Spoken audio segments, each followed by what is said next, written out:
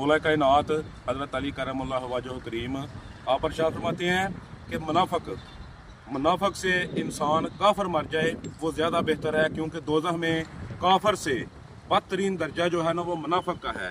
और मुनाफिकत जो है ना वो मतलब सबसे ज़्यादा कूट के जो है ना हमारी कौम हमारे अंदर जो है ना मुनाफिकत बढ़ गई है, जो मुनाफिकत होनी नहीं चाहिए।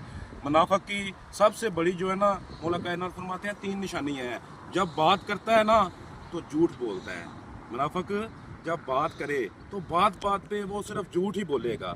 उसके बाद मौला कायनात फरमाते हैं मुनाफिक की दूसरी निशानी कि वो जब वादा करता है ना तो उसमें वादा खिलाफी करेगा। और तीसरी निशानी मौला कायनात फरमाते हैं कि जब भी उसके पास कोई अमानत रखी जाती है ना वो अमानत में खयानत करता है।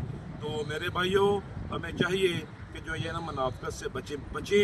मुनाफिकत जो है ना वो कुफर से ज़्यादा, काफर से ज़्यादा बुरी चीज़ जो है ना, पूरा दर्जा जो है वो मुनाफिक का है। इसलिए मुनाफिकत इंसान के अंदर नहीं होनी चाहिए।